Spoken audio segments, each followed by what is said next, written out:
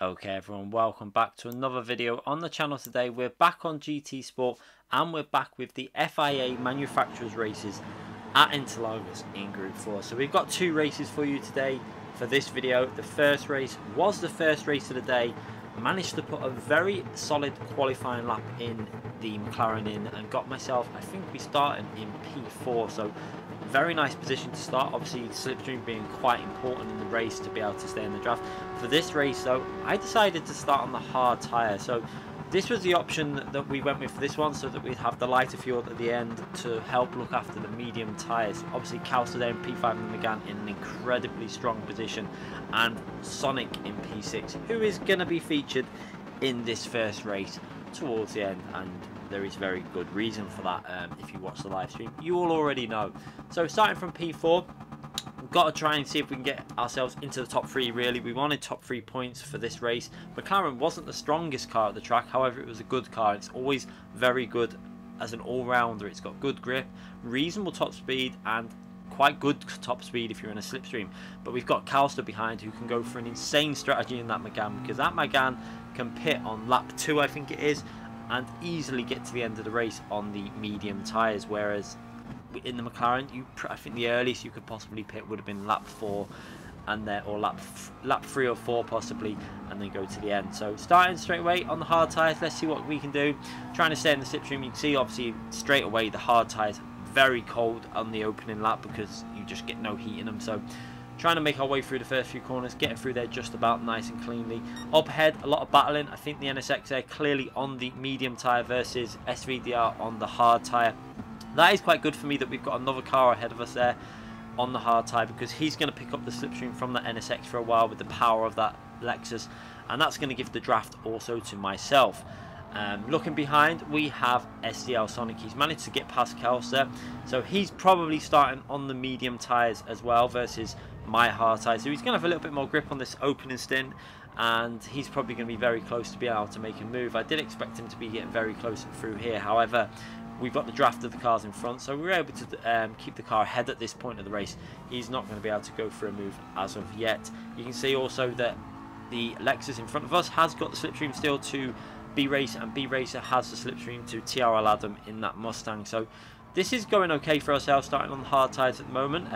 It seems to be working out because it doesn't look like Sonic got a particularly great exit off that corner there, so he's not going to be able to go for a move into turn 1 because the McLaren very strong with the gearing of this car. With the 7 gears, when you're in a slipstream, you can see how much pull it's got down the straight. It's actually able to out accelerate the Mercedes up to a certain point. However, I think towards the end of the straight, the Mercedes is quite a little bit, well, a fair bit stronger.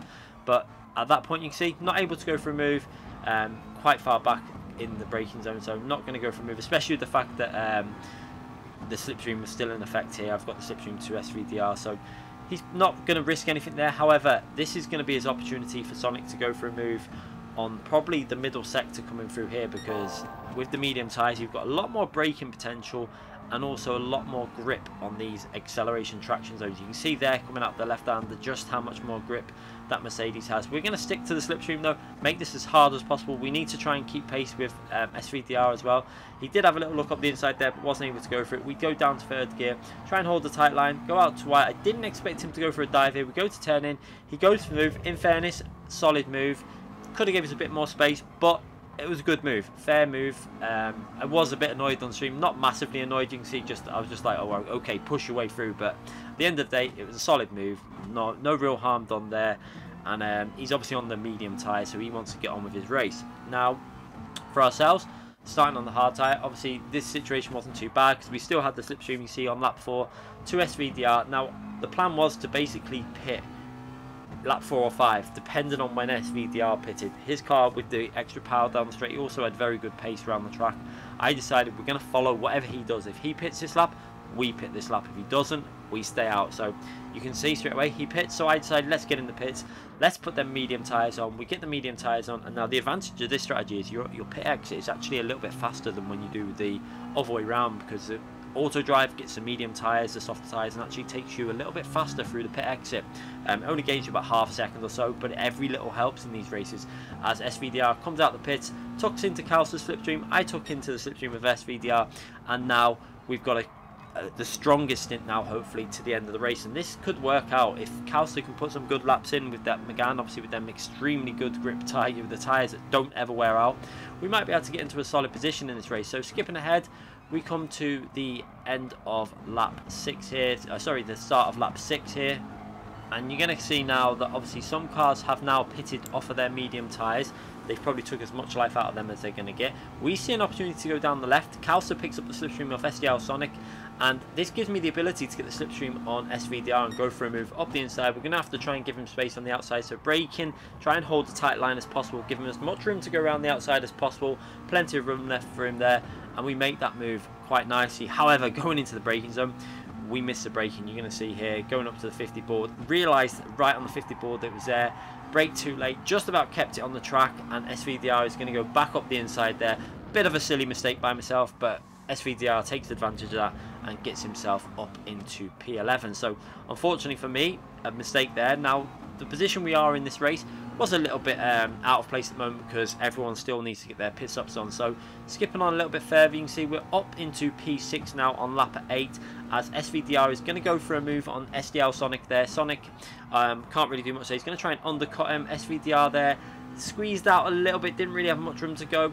It looked reasonably fair. I think it looked worse live than it did. I think he actually gave space, but did get squeezed a bit SVDR there. And unfortunately, with the current penalty system, that is one of the most annoying penalties that I see on this game. Them penalties where you lose time and you get dirty tyres and you pick up half a second penalty is something I think Polyphony need to look at, because there's a clear loss of time. There's nothing advantage. There's no advantage gained by that, and you pick up a penalty. So let's move on now to the start of lap 9, and you see SVDR really trying to get past Sonic because he knows he's got this penalty to take. So I wanted to take advantage of that, getting as close to the rear of that Lexus as possible. I know that we're going to need to be as close as possible because half a second penalty isn't going to lose you too much with this penalty zone in Interlagos. It is a very small loss of time. So I see him take that penalty, stays over to the left hand side. We're going to go down the right hand side and try and brake really late and just cut into the apex in time. Managed to get that position there. However, he's going to go up the inside. We're going to give him space on that inside because he's got his front end up on the left-hand side of our car. And now it's a drag race up into this tight right-hand corner.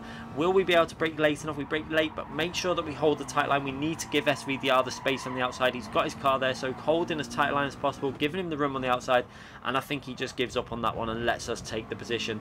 So up into P5, and look at this ahead of us. This is getting very close. We can see that not too far in the distance, we have got the leader of the race. This is pretty insane. Just take a look. I mean, that is P1 just up ahead there. You can see very close, and it looks like we might be able to get a good result out of this. So going into the final corner, we get a nice exit here, trying to make sure that we get on the power nice and early, into third gear early, then up to fourth gear very early, and we're in the slipstream of SDL Sonic. Now obviously he has not got the slipstream to the cars up ahead. They're a little bit too far ahead, you can see. And just look how close this is to P1. They are just a matter of a few seconds up the road, and this is going to get, we've got a chance of getting a very good result here. And I thought we're going to go for this. We're going to dive it up the inside. We've got the better tyres that are better at braking, holding the tight line to the apex, down into second gear, hold the apex beautifully, and pull off an absolutely amazing move on Sonic. However, look in the mirror, SDL Sonic is absolutely livid. Which, to be fair, I feel like it was a fair move. Now, Sonic does moves like that on a daily basis, pretty much every single race. So I think he needs to learn to, if he's going to give it out, he needs to learn to take it. However, this is SDL Sonic. He clearly gets very aggravated, and would he retaliate? I didn't think he would. I thought that was a fair move. I thought, you know, he's going to take that and he's going to try and get back past us, because he's going to probably throw one up the inside or throw one up the outside. As we look ahead, you see one of the cars picks up a penalty, and this really gave me the motivation. I was thinking we could be in with a top 3 here. We could get a podium, or even better, because we've got the softer compound tyre on. They are wearing out, but they've still probably got just as much grip as the hard tyre. So going down left hand side to defend against Sonic, he bumped us, which is really strange, and then clean into the back of us. 100% a deliberate punt, and I am livid, as you can tell by the bottom right hand corner on the live stream camera feed. Wasn't very happy with that, and our race is over. First race of the day done. We can't really do much here now. Tyres have overheated, and that's our race over. So let's have a little look at that, because I want to show you just why I know this is 100% deliberate. Because one, the flashing at the start lap, and then just let's drive on board with SDL Sonic and watch his inputs, and also watch the braking zones. We're going to pause this at certain points, take a look. So he bumped Josh there, which I don't see an advantage in, because he could have gone round the outside and got the inside and overtook us. Now SDL Sonic will always try and get an overtake done at any point. So why would he be bump drafting us? I really don't know. Quite strange situation there. I think he's 100% deliberately took us out. Now check this out. Going down the main straight, take a look at the brake lights when they kick in. Now bear in mind he's on the harder compound tyre versus my medium, so the mediums can brake a little bit later in the braking zones because they have more traction. So he bumped us there, which is weird because he could have easily gone around the outside with the extra speed from the slipstream. And then watch, he's off the throttle, he starts coming off the throttle and onto the brakes. Off the brake, sorry, and off the throttle. So he knows what he's going to plan on doing. He's planning on just bumping into the rear instead of going round that wide line. And look at the 50 board on the right hand side there. This is way too late to be braking on hard tyres. I'm onto the brakes, he's off the throttle, and then as soon as he hits the rear of our car, he's back onto the brakes. He knows 100% what he's doing there, because he knows with GT's physics that you can get away with that, and he also knows with the current penalty system he is not going to get penalised. So pretty much some of the dirtiest driving I've ever seen in top split racing on FIA, so a little bit disappointing. And I know this type of driving happens in lobbies throughout the field, but I personally have the view that in top split FIA racing, which is supposed to be the best drivers on the game, you need to show an example to others, and that clearly wasn't. It was very dirty. However, final race, I think this was the second to last race of the day. We're starting from P3, and fortunately for ourselves, we've got drivers that we trust around us again. So very similar to the Brands Hatch race, we've got Fire in P1, SVDR and RC Spider behind us. Very clean drivers that you can trust all day, and I like racing with these type of drivers. So can we finally get a solid result out of this FIA manufacturers race? I think this was the third or fourth race of the day. The other two, we had some quite aggressive stuff going on. Obviously that one that you've just watched was pretty disgusting, but now can we pick up a good result in the McLaren, which is what we need to do. This is a Group 4 race. McLaren is stronger in the Group 4 cars. In Group 3 it's a little bit weak. In Group 4 it's got the potential to pick up good results, especially with the current slipstream situation on the game. So for this race we decided to start on the medium tyre this time, so try and avoid trouble and trying to stay in the slipstream, because we knew that the drivers in front of us were also on the softer compound tyre. So we decided we're going to go with the flow and try and stick with these, obviously the fast cars down the straight, and obviously McLaren a little bit better on tyre wear than the cars in front of us and the car behind us. I was really expecting the Lamborghini behind us to really suffer with them tyres, because that is probably the worst car in this group of 4. I probably have the best car in terms of tyre wear. The Lexus pretty close to the McLaren. The Lexus can look after the tyres if you know how to drive it.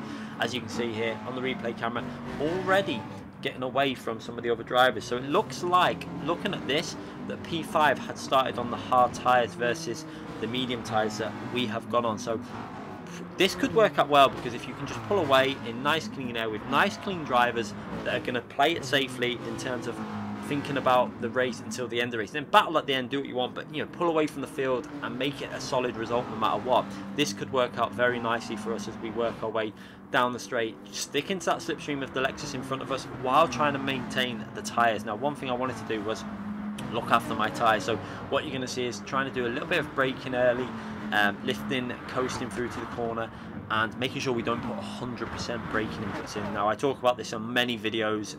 We're going to try and definitely get a tyre wear video out at some point, because we are starting to get very good at, especially after Cataluna, I feel like I learned even more with regards to the rear tyre wear on cars, how to look after them. But for this, you're going to see going into the braking zones, we lift and coast and brake 70 to 80% into the corner. So you see, not being too aggressive, trying to make sure that we look after these tyres while still trying to make sure that we stay in the slipstream. So it's something that you need to try and do if you want to take care of your tyres, especially with starting on the medium tyres in this race, with that heavier fuel load, trying to make sure that they survive for at least 6 laps. Now one thing I did want to do was try and maybe try something different, because at the moment it looks like we've got no way of getting past the cars in front.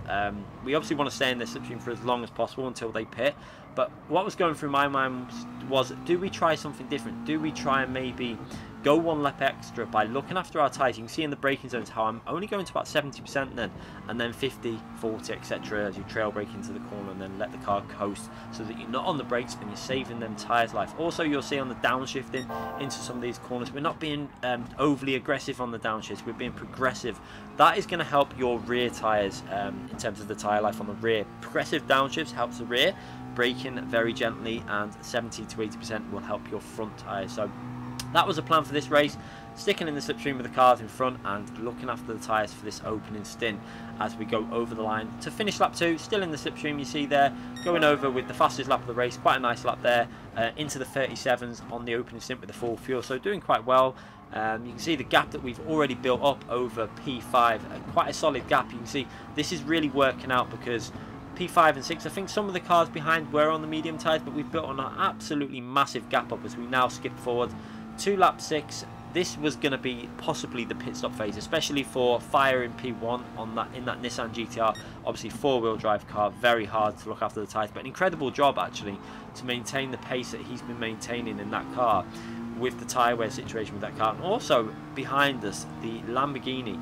I was very shocked to still see that Lamborghini in the rear view mirror, because that Lamborghini, as most people know, is not very good on tyres. So incredible job by FIA and Spider behind us looking after them tyres as SVDR manages to get himself in the lead. You can see this is all getting very close now because my tyres are getting better, the cars around us are wearing, so there was opportunities to go for moves, but I thought let's just not lose too much time. There's no point overly fighting this situation because we don't want to lose too much time to the people that have started on the hard tyres. Now, there was an Alfa Romeo in this race that could possibly have started on that hard tyre and go onto the softs really early, the medium tyres very early, and would be then back in play towards the end of this race. So we're going to see now as FIA and SVDR decide to pit on this lap. This was their choice of pitting. I decided we're going to try something different, because if we can stay out one extra lap and have better tyres with a car that's better on tyres, it might just possibly give us an opening at some point. So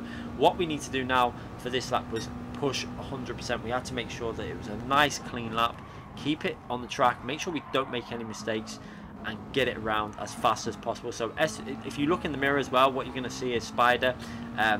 Keep an eye, he's going to flash us to say, I'm not going to battle you, we're going to keep this clean and we're going to make sure that we keep a solid in-lap. Very important that, because if we start battling in that situation, we lose time. We could possibly lose the slipstream. So very clever driving by Spider, because through the middle sector he would have known that my McLaren with the extra grip on the tyres would have been a lot stronger. As you can see, he's now 7 tenths behind, but he's going to follow me in the pits also on them medium tyres, you can see, which is incredible. I was so shocked to see him, you know, that he was on the medium tyres and making them last that long. As we now come out of the pits, now onto the harder tyre, and we need to keep our eye on the right hand side of the track, as you're going to see the leaders SVDR and FIA go through there. So are we going to get in the slipstream? This is really important. You see at 1.1, 1.2 seconds, 1.3 seconds away. Now this is 1.4 seconds. This was we actually went over the slipstream there, but we got a really nice exit off that corner. Can we fight our way back into slipstream? This was the most important point of the race for me, because if we don't get in that slipstream, we're going to possibly lose out a lot of time and be under threat from the people that are going to be on the softer compound tyre. So driving it 100% aggression through it. We had to nail every corner and push the limits. You see, really pushing the limits in terms of getting a penalty on the corner cut, driving it 100%, and you can see we've actually nailed that corner there into third gear nice and early, and we've just about caught the slipstream back from PAR1 FIA in front of us. Obviously the slipstream is 1.5 seconds, which we know is, in my opinion, too much, but we've now got that slipstream. It's down to 1 second, and we're in a very good position in this race now. So if we can get a nice solid exit off this corner, which we do, onto the throttle nice and early, and we pick up a bit more time there on the acceleration zone. So we've got that sorted. A nice out lap has got us back into this race, and the good thing is we've got them 1 lap fresher tyres, so this race could 100% come back to us. And you never know, there's an opportunity. If there's an opportunity with the fighting going on, you can see FIA obviously wants to lead in this race. He's going to be putting SVDR under pressure, but SVDR defending that very well into turn 1, keeping the car to the left, using the speed of the Lexus, and then obviously the grip it gets through these faster corners. And FIA In the traction zone is very good with the four-wheel drive, but obviously through the fast corners has to take it easy because he needs to look after them front tyres in that car. Even though he's on the harder tyre now, he can probably be a bit more aggressive than what he was on the opening stint on the mediums, as you see, trying to go around the outside there. But again, not really be able to do much with the GTR, but great defending again from SVDR, as myself just sitting back and watching this develop as we have a little look at the replay camera, and you can see that we've got a nice gap to the cars behind. However, have a little look at that, we have an Alfa Romeo coming through. Now that Alfa Romeo was on the softer compound tyre, so he's gone for the strategy that Calster did in the first race, and we need to make sure that he doesn't get in the slipstream range, because if he gets in the slipstream range, that car could be very dangerous. But the good thing is, obviously, the Alfa isn't very fast down the straight, so it's going to find it very hard to actually make it into the slipstream, and if it does, it's whether that car can even get a pass done. So he's obviously been on them tyres for quite a while, and his tyres will be starting to fade a little bit in the Alfa, whereas our tyres, we're on the harder compound tyre, but our tyres will obviously be in much better condition, especially my tyres with the earlier pit stop that we did, as we now come to the end of lap 9, still in P3 and looking to get a good result in this race. It looks like it's going to go okay, as you see again.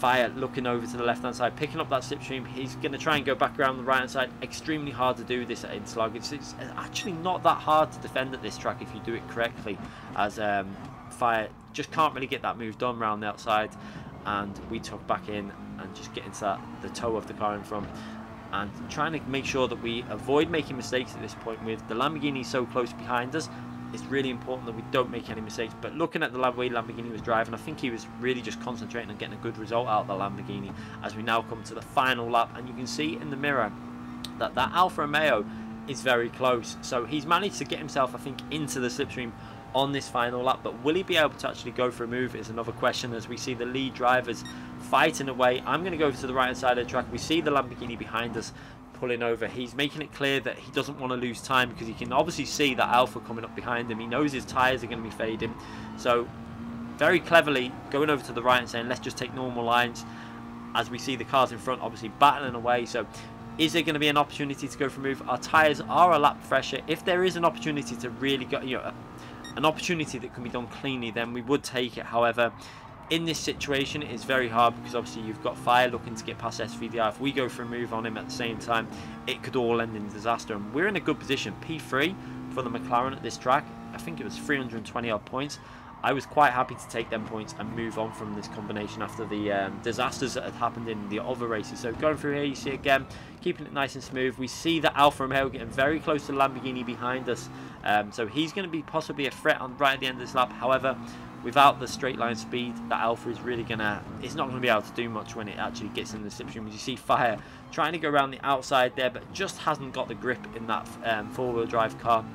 Doesn't get the rotation on the car, so very hard to actually go for a move. It's got power and traction, but it doesn't have the rotation through the faster corners. As we come through to the final corner now, trying to keep it nice and smooth, make sure we get a good exit off the corner, tuck into that slipstream, and possibly going over the line for a P3. Let's keep our eye on the action now. You can see the Lamborghini behind us, fast car, but not able to really make a move on the McLaren. McLaren very good in the slipstream, and we're going to come over the line for a very solid P3 again. And what we have to say here is, again, a very respectful race to end this manufacturer's race at Interlagos on. We had the disaster and the dirty driving from the first race, but this race again really highlights the other part of Gran Turismo. When you've got people, very clean drivers around you, you can have a really nice clean experience on the game. So we pick up 323 points, solid result for McLaren. I hope you enjoyed that video. Make sure you hit that like button, and make sure you hit that subscription button also if you enjoyed this video. Thanks again for watching, everyone.